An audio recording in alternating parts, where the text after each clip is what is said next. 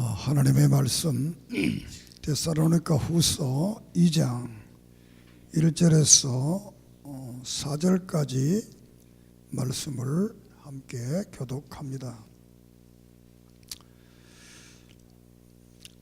형제들아, 우리가 너희에게 구하는 것은 우리 주 예수 그리스도의 강림하심과 그가 우리가 그 앞에 모임에 관하여 영어로나 또는 말로나 또는 우리에게 받았다는 편지로나 주의 날이 이렇다고 해서 쉽게 마음이 흔들리거나 두려워하거나 하지 말아야 한다는 것이니라. 누가 어떻게 하여도 너희가 미혹되지 말라. 먼저 배교하는 일이 있고 저 불법의 사람 곧 멸망의 아들이 나타나기 전에는 그 날이 이르지 아니하리니 그는 대적하는 자라. 신이라고 불리는 모든 것과 우상숭 받은 것을 대항하여 그 위에 자기를 높이고 하나님의 성전에 앉아 자기를 하나님이라고 세우느니라. 아멘. 하나님, 참으로 은혜를 감사함을 드립니다. 이 시간 말씀을 통해서 이 시대를 바로 분별하며 하나님이 우리에게 향하신 뜻이 무엇인가를 분별하게 하시고 서로 위로할 수 있도록, 격려할 수 있도록, 축복할 수 있도록 도와주시옵소서. 부족한 종을 붙들어 주시고 말씀을 증언할 때 놀라운 역사, 회개의 역사, 변화의 역사, 새로운 각오의 역사 일어나게 해 주시옵소서. 예수 그리스도 이름으로 이적과 기적과 표적과 권능과 아름다운 신앙의 간증들이 있게 해 주시옵소서. 예수님의 이름으로 기도드립니다. 아멘.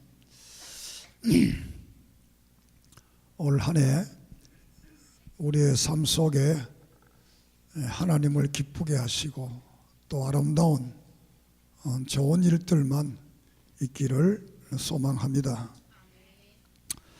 오늘의 말씀의 제목이 신이 된 인간이라고 주제를 잡았습니다. 그 말씀은 오늘 4절에 보면 모든 것과 숭배함을 받는 것에 대항하여 그 위에 자기를 높이고 하나님의 성전에 앉아 자기를 하나님이라고 세우느니라. 자기를 하나님이라고 말한다. 하나님의 성전에 앉아서 인간이 신이라고 말한다.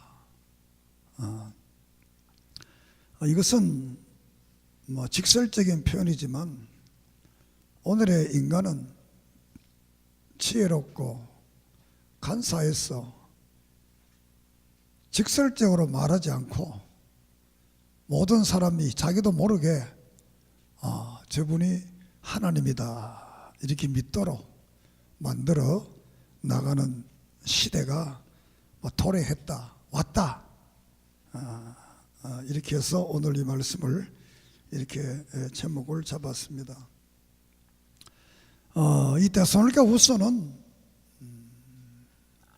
시대를 잘못 판단하는 사람들, 시대를 오해한 사람들에 대한 말씀이 되겠습니다. 시대를 바로 판단하지 못하고 시대를 바로 알고 이해하지 못한다면 우리는 그 시대에 낙오자가 될 수밖에 없다라고 말할 수가 있겠습니다. 이 후서는 전서를 쓴 후에 한 5, 6개월 후에 이 후서를 쓰게 되는데 여기서 오해가 뭐냐면 예수님이 이미 재림했다.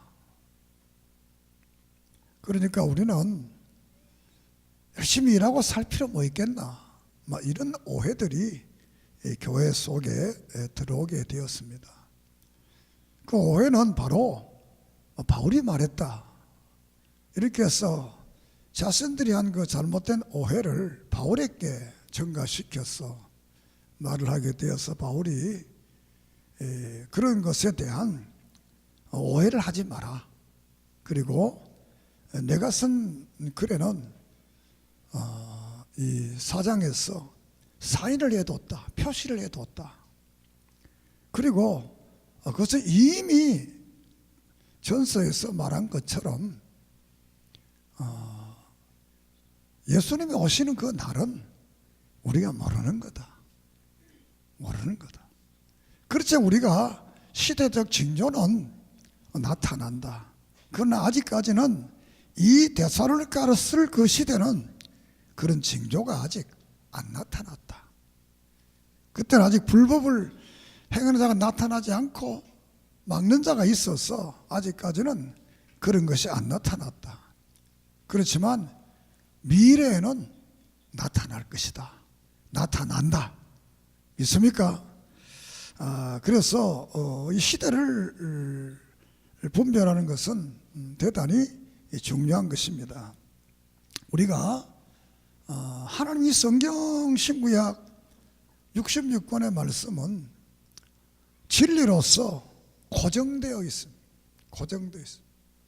그래서 이 성경을 통해서 우리는 역사를 봐야 합니다. 역사. 인류 역사가 어떻게 진행되어 왔는가. 그리고 두 번째로는 문화를 봐. 현재 문화가 어떻게 지금 이 문화가 발전되고 있는가. 지금 현재 상태가 어떤가. 이것을 바라는 겁니다. 그러면 미래가 어떻게 될 것을 우리는 예측할 수 있다. 알 수 있다. 믿습니까? 그래서 성경을 통해서 역사를 보고 성경을 통해서 문화를 보고 그러면 결국은 미래 사회가 어떻게 될 것이다 라는 것을 우리가 알 수가 있다라고 이렇게 성경은 말씀하고 있습니다. 그러면 이 데살로니가 전서 후서를 통해서 그러면 미래 사회가 어떻게 될 것인가 라고 말할 때 여기에서 보면 배교하는 일, 다시 말하면 기독교인이 자꾸 교회와 멀어진다는 겁니다. 교인들이 신앙생활에서 탈락하고 하나님을 배반하고 이 교회 생활을 잘 안 하는 이런 현상이 나타난다는 거죠. 그리고 불법의 사람, 법을 지키는 사람보다 법을 안 지키는 사람들이 나타난다는 겁니다. 우리가 이 말라기 2장을 보면 죄 짓는 사람이 더 복 받는다는 겁니다. 하나님의 뜻을 어기는 사람이 더 잘 된다는 거. 이렇게 시대가 변화된다는 거죠. 이런 시대가 이제 도래하게 된다. 그리고 멸망의 자식이 나타났다. 이런 적그리스도를 말하게 됩니다. 또 이건 적그리스도이면서 이는 거짓 선지자, 진리를 바로 전하지 않고 복음을 바로 전하지 않고 기존의 전통을 무시하는, 기존의 전통이라고 하면 하나님의 천지 창조, 예수 그리스도의 구속, 교회를 통한 은혜, 예수님의 재림, 다시 오시는 그 예수님과 영원한 하늘나라, 예수 믿고 구원받고 사죄받는 이 복음, 이 전통을 무시하는 그런 시대가 된다. 그래서 15절에 2장 15절에 전통을 지키라 이렇게 말씀을 하고 있습니다. 그 3장 6절에는 그 전통대로 행하지 않은 사람과 같이 있지 마라. 기존에 믿어왔던 그 모든 전통대로 행하지 않는 새로운 어떤 것을 만드는 그런 사람들에게는 가지 마라. 기존의 질서를 따라서 그 진리는, 왜 진리라는 것은 영원 불변한 것이기 때문에 그 전통의 진리를 따라가야 된다. 믿습니까? 이 헤아리는 새로운 것이 없습니다. 그러나 이 사회가 변함으로써 어떤 새로운 걸 잡고 만들려고 합니다. 그 새로운 것을 만드는 궁극적인 목적은 인간이 신이 되고 싶은 것. 인간에게 가장 큰 욕망이 두 개가 있는데, 하나는 뭐냐? 신이 되고 싶다는 것. 이 말은 다른 말은 높아지고 싶다는 것, 최고가 되고 싶다는 것, 모든 일에. 이게 인간의 진짜 욕망이에요.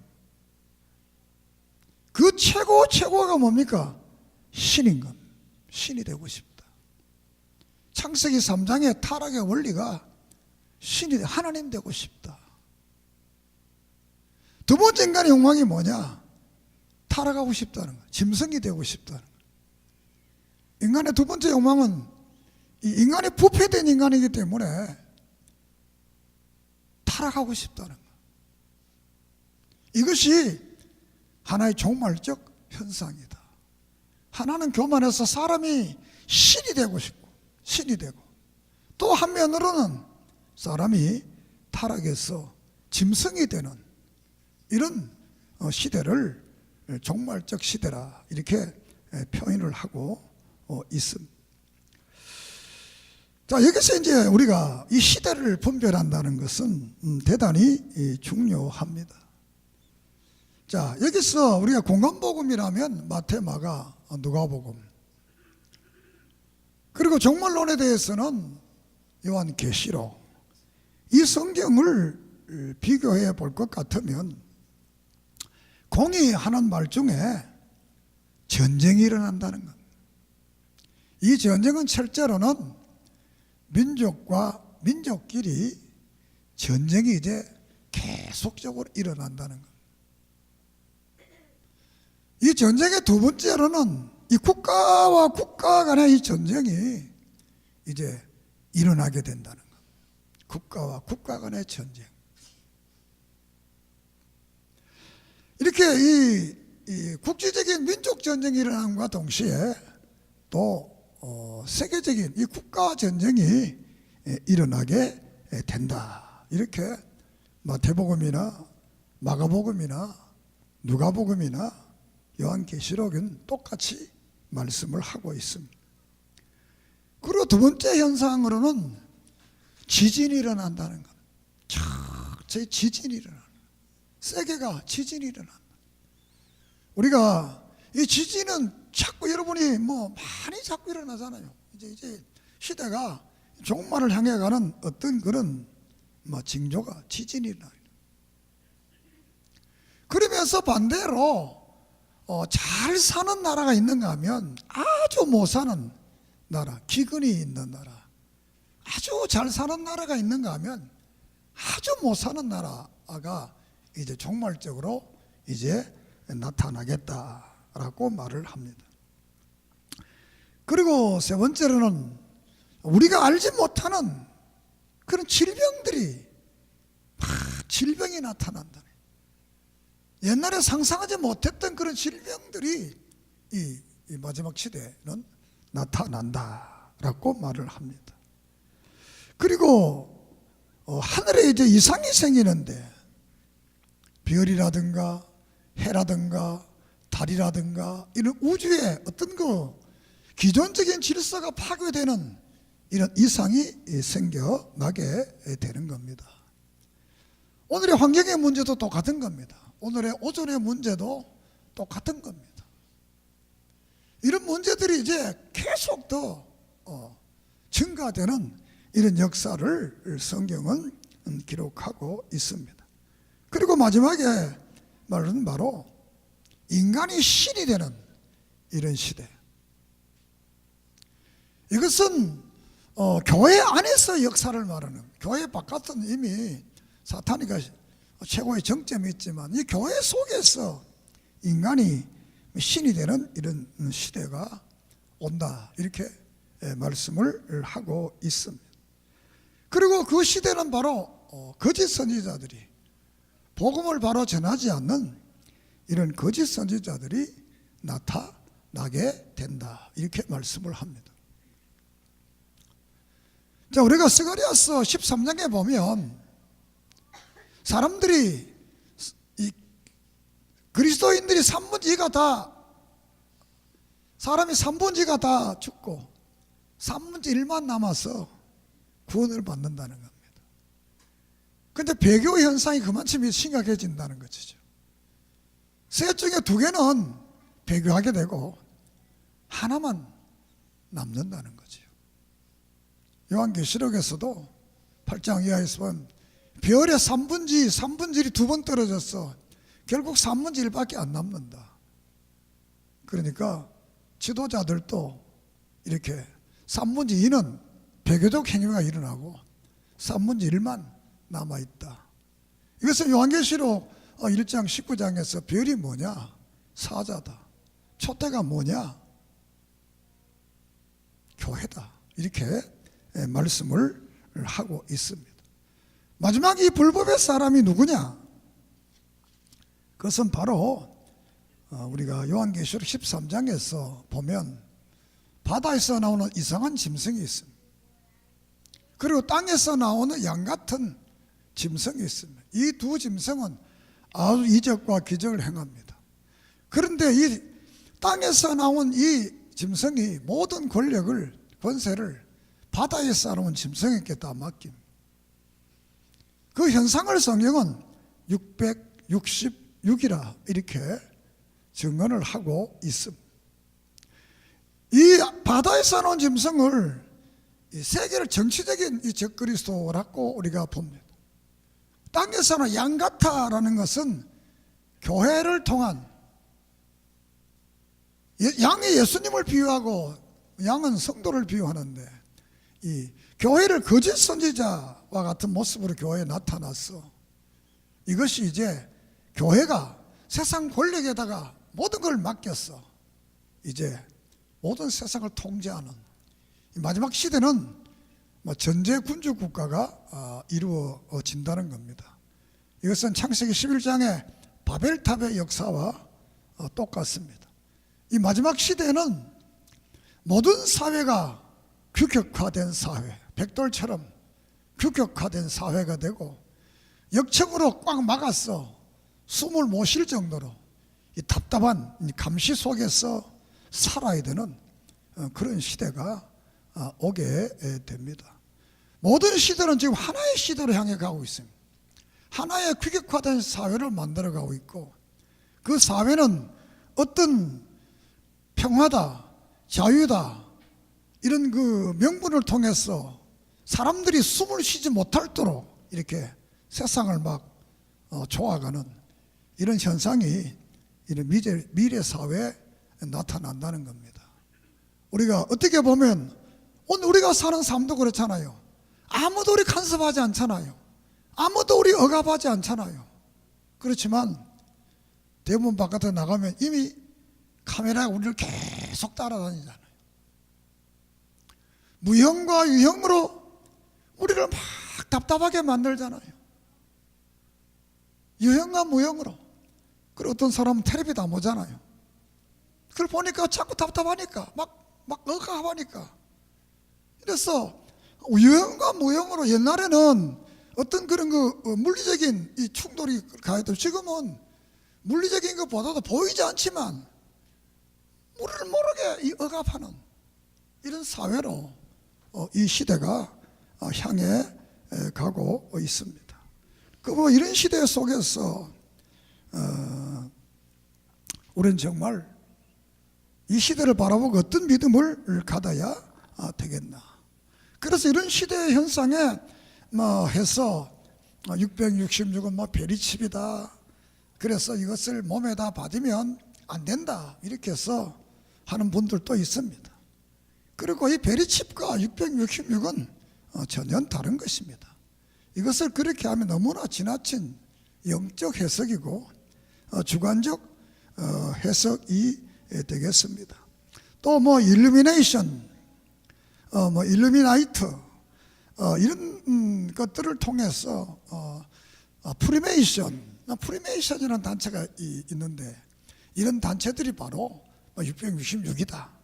또 일루미나이트 이것들이 비밀 결사대 이런 것들이 세상을 이상스럽게 조작해 가서 그런 세상을 만든다, 이렇게 많은 사람들이 이야기를 합니다만, 저도 70년대에 바코드가 나오기 전에 이 바코드가 666이다, 받으면 안 된다, 앞으로 이 바코드를 안 받으면 장사도 못하고 사지도 못한다, 이 처음 바코드가 나왔을 때 한국 사회는 바코드가 안 왔을 때지요. 지금은 바코드가 여러분가 삑삑 찍는 게 전부 다 바코드입니다. 삑삑 다 찍는 게 다 바코드. 어떤 이런 문화적 현상이 그런 것을 말할 수도 있겠습니다만, 그 하나 어떤 문화적 하나를 꼭 집어서 이것이 660표다, 그렇게 하는 것은 너무 지나친 것이다. 666이라는 것은 모든 세상이 하나가 되는 세상을 말해, 규격화된 세상을 만들어가는 것, 단일 국가가 되는 것. 세계 유엔이 이루어짐으로부터 모든 세계는 이제 하나의 국가를 만드는, 거기에 모든 것들이 경제, 사회, 문화 모든 것들이 그걸 향해서 가는 겁니다. 그래서 종교도 이제 그걸 향해 가는 겁니다. WCC를 중심으로 해서 모든 종교가 통합되어서 하나의 종교 속에 들어가는, 그 하나의 종교라는 것은 이제 하나님이 없어지고 사람이 신이 되는 그런 종교를 말하는 것이. 그렇게 해서 이런 사회가 이런 방향으로 이제 가게 되는데, 이때 우리는 과연 어떤 믿음을 가져야 되겠는가라는 것입니다. 이 데살로니가 교회도 똑같은 현상입니다. 그 시대를 바라보면서 오해하는 교인들이 신앙생활을 제대로 하지 않고, 사회생활을 제대로 하지 않고, 가정생활을 제대로 하지 않는 것. 우리는 오늘 주님이 오신다고 하더라도 신앙의 바른 삶의 모습을 가져야 되고, 오늘 예수님이 온다고 하더라도 바른 신앙 사회생활을 바로 해야 됩니다. 오늘 예수님이 온다고 하더라도 내가 할 일을 다 감당해야 됩니다. 이것은 모든 공간복음의 종말에 대한 말씀에 동일한 말입니다. 잠을 자면 그 자리에서 주님을 영접해라. 맷돌을 갈거든 가는 그 자리에서 주님을 영접해라. 밭에서 일을 하면 일하는 그 자리에서 주님을 영접해라. 지붕 위에 있다 하더라도 주님 온다고 해서 밑에 내려오지 마라. 그 지붕 위에서. 잠을 자면 잠자는 거기서 주님을 영접해라, 이렇게 말씀을 합니다. 왜냐하면 주님의 나타나심은 번개가 서에서 번쩍이는 것처럼 동일 시간에 모든 사람이 볼 수 있도록 이 땅에 재림하시기 때문입니다. 믿습니까? 오늘날 인간이 만든 기계도 딱 틀면 지금 밤중에 미국 사람이 뭐라 다 나옵니다. 세계 어느 곳이든지 다 볼 수 있습니다. 인간이 만든 기계도, 인간도 그렇게 만드는데 하나님이 말씀하시기 때문에, 이 과학, 어떤 사람은 과학이 발달하면 성경이 자꾸 모순된다, 그렇지 않습니다. 과학이 발전되면 발전될수록 성경은 더 진리다, 더 진리다, 더 맞다, 더 맞다, 이렇게 할 수밖에 없게 되어 있습니다. 그러므로 우리는 오늘의 시대를 바라보면서 정말 우리는 우리의 할 일을 바로 해야 되겠다. 믿습니까? 이렇게 들이 재림을 오해하고 시대를 오해함으로써 나타났던 현상들이, 거기에 한마디로 표현하기를 일하기를 싫어한다, 이렇게 표현을 하고 있습니다. 일하기를 싫어한다. 3장에서 보면 10절에 일하기를 싫어한다. 그리고 아주 11절에는 게으르다, 일을 하지 않는다는 것. 일을 하지 않는다는 것. 우리는 일이라는, 하나님 우리에게 명령을 두 개를 줬습니다. 하나는 뭐냐? 일하는 명령입니다. 창세기 1장에서 생육하고 번성하라, 땅에 충만하라, 다스리라, 그래야 이 모든 것을 너에게 주겠다. 이게 문화명령, 다르면 노동명령, 또 다른 말로 하면 일하라는 겁니다. 일. 열심히 일을 해야 된다는 겁니다. 그리고 타락 후에는 더 열심히 해야 된다는 겁니다. 타락 후에는 얼마만큼? 땀 흘리도록 일을 해야 바른 인격을 갖출 수가 있다는 겁니다. 이것이 문화명령. 하나는 종교명령 2장 17절에 선악과 먹지 마라. 내 말대로 살아라. 우리는 예배 생활, 말씀 안에 사는 생활, 이 생활을 바로 해야 됩니다. 올해는 정말 예배 생활 바로 하고 이 문화명령 열심히 일하세요. 게으르면 안 됩니다. 교회 일이나 가정일이나 사회일이나 열심히 일해. 그래야 하나님이 기뻐하는 겁니다. 직장에 하는 일도 하나님의 일임, 가정에서 하는 일도 하나님의 일임, 공부하는 것도 하나님의 일임. 교회 와서 기도하고 예배 드리고 찬양 드리고 하는 이것도 일임. 일은 다 일입니다.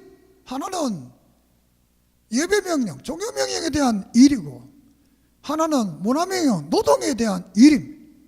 일은 똑같습니다. 이 하나는 우리가 정말 하나님 관계에서 일이나 또 우리의 일반 생활에서 일이나 이 일을 열심히 해야 됩니다. 자, 그래서 일하기 싫은 사람들은 먹지를 마라. 그러면서 13절은 선을 행하다가 낙심하지 마라.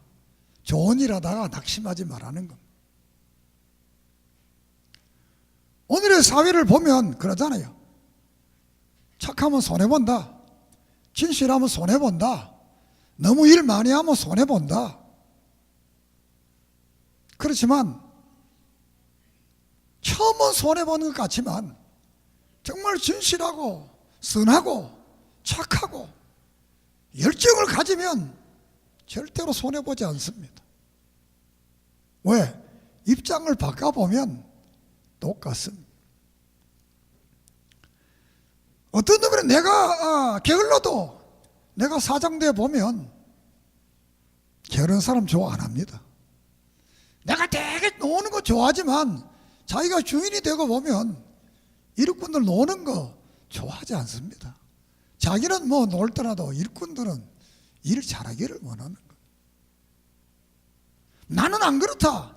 그런 사람 없습니다. 우리는 이 한 해를 살아가면서 선을 행하다가 낙심하지 않고 오직 말씀대로 살아가는 그런 은혜가 있기를 바랍니다.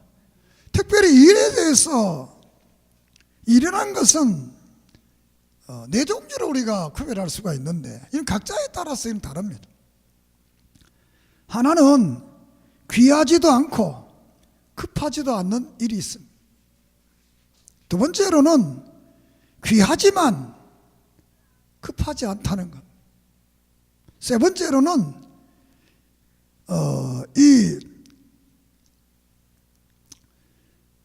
귀하지만 급하지 않는 일이 있고 네 번째는 귀하고 급한 일이 있는 겁니다. 그러면 이 일을 우리가 어느 걸 먼저 해야 되느냐? 귀하지도 않고 급하지도 않는 일을 먼저 하는 건가? 귀하지만 급하지 않는 일을 먼저 해. 귀하지 않지만 급한 일을 먼저 해야 되겠는가? 안 그러면 귀하지만 급하지 않는 일을 먼저 해야 되겠는가? 귀하고 급한 일을 먼저 해야 되는가?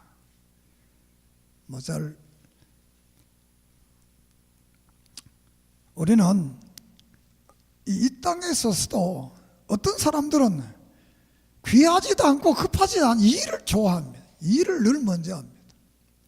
문제가 있는 사람들, 어려움이 있는 사람들 보면 쓸데없는 일을 많이 합니다. 그걸 삶의 우선순위를 두는 거예요. 근데 두 번째로는 그 일이 귀한 거는 귀하지만 급하지도 않는데 이걸 또 되게 좋아하는 거예요. 어리석은 사람들은. 아무리 귀한 일이라도 급하지 않으면 천천히 해도 됩니다. 그런데 이 귀하다고 해서 그걸 또 급하지도 않은 일을 빨리 합니다. 그리고 귀하지만 귀하고 급한 일이 있어요. 귀하고 급한 일.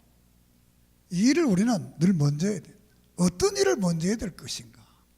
우리의 믿음 안에서 자기를 잘 돌아보면서 올 한 해를 내가 정말 귀하고 급한 일이 뭔가.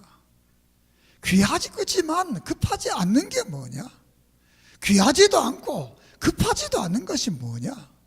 이것을 잘 구별해서 우리 하나님과 사람 관계에서 바른 삶을 사는 그런 은혜가 있기를 바랍니다.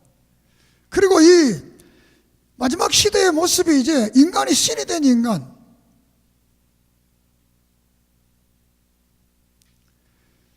이제 교회 속에서 이제는 하나님이 떠나고 사람이 이제 그 쟁점에 와 있는 그런 시대를 지금 달려가고 있습니다. 이것이 종말의 가장 중요한 현상 중에 하나다. 이렇게 말씀을 드릴 수 있습니다. 다니엘서 11장, 12장에 마지막에 가증한 것이 거룩한 곳에 선다는 것. 이 공안복음에서의 이 종말의 역사 속에서도 바로 마태나 마가, 누가가 같이 한 말이 바로 가증한 것이 거룩한 곳에 선다는 것. 오늘 이 말씀 속에서도 모든 것을 다 지배를 해서 내 자신이 하나님이다. 하나님 이런 신이 된 인간의 모습을 얘기해서 말을 하고 있습니다. 이것은 이중적 의미를 가지게 되는데 하나는 적그리스도로서의 606의 그 나라를 통치하는 통치자가 가장 종말론자로 되겠고, 종말의 징조로서는 모든 인간이 신이 된다는, 모든 인간이 신이 된다. 여기 보면 그는 대적한 자라 신이라고 불리는 모든 것과 숭배함을 받는 것에 대항하여 그 위에 자기를 높이고 하나님의 성전에 앉아 자기를 하나님이라고 내세운다. 신이라고 하는 모든 사람, 신이라고 하는 건 모든 숭배, 이것을 제압하고 자기가 이제 하나님의 성전에 앉아서 내가 하나님이다. 그러니까 신 중에 신이다. 이렇게 말. 이 종말론적 이 사건 속에서 오늘은 모든 인간이 신격화돼요. 신격화돼. 다 신이 된다는 것. 이것을 우리가 신학적으로 범신론제를. 그건 뭐냐? 나무도 신이고, 돌도 신이고, 동물도 신이고, 사람도 신이고. 어떤 나라에는 기사 보니까 몇백만, 500몇만 마리가 소가 흩어져서 난리라는 거예요. 왜? 그 나라는 이 소가 신이니까 이 소를 건드리지를 못하는 거예요. 어떤 나라는 쥐도 섬기고 뱀도 섬기고 나무도 섬기고 돌도 섬기고 그런 것만, 이런 성신만 신이 아니라 이제는 인간이 신이 되는 시대. 그래서 인간이 신이 되는 시대는 선과 악이 없어지는 시대. 왜? 자기가 좋아하면 선이고 자기가 싫어하면 악인 거예요. 기존의 질서 속에서는 선이 있고 악이 있지만 모든 사람이 신이 된 시대이기 때문에 선과 악이 없는 거예요. 그래서 오늘의 교회에 와서도 이것이 교회 속으로 들어왔어. 교회도 이제 하나님은 없고 목사가 설교를 왜 하느냐? 교인 듣기 좋아라고 하는 거예요. 하나님과 상관없이 맨날 복 받는다, 잘 된다, 축복 받는다, 맨날 이런 말 하면 교인들이 되게 좋아하는 거죠. 예수 믿고 회개해라, 죄사함 받으라 이 말하면 천당 가자 이러면 안 좋아하는 거예요. 천당보다 이 땅이 더 좋잖아요. 사실은 이 땅이 더 좋으니까 뭐 천당 가자 이러면 별로 안 좋아하는. 또 특별히 죄사함 받고 죄 회개해라 이러면 되게 싫어하는 거. 그러니까 오늘의 말세의 거짓 선지자들은 일종의 세상화 CEO와 같습니다. 주식회사 사장이 딱 돼서 이 고객들에게 잘 설교를 해서 헌금이 많이 나오고 막 이러면 이제 주주들한테 이제 아주 그 좋은 사장이 돼서 월급도 많이 받고 그 지위도 확립되지만 그렇지 못하면 안 되는 것이지요. 오늘의 교회도 하나님은 없고 하나님이 기뻐하고 좋아하는 이거는 별 의미가 없고, 오늘 이 교인의 주주들이 얼마나 내 설교를 좋아하느냐, 여기에 이제 설교의 초점이 맞춰지게 되는 거죠.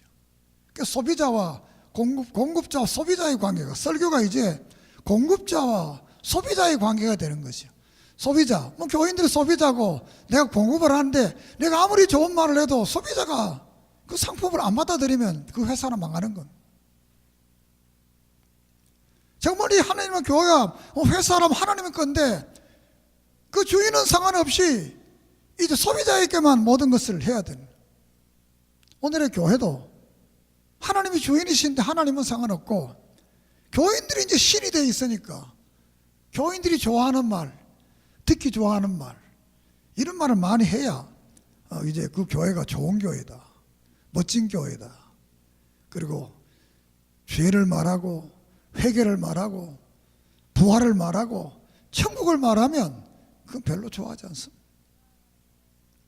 이런 시대에 우리는 정말 정신을 똑바로 차리고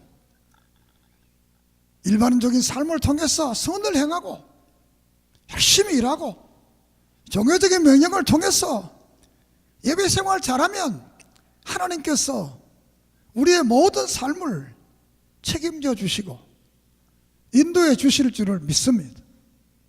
마태복음 5장에 6장에서 그의 나라 의로에 살아라, 그러면 내가 책임져 준다. 어떻게 너희들은 이방인들처럼 그렇게 먹고 입고 마셔 여기에만 몰두하느냐.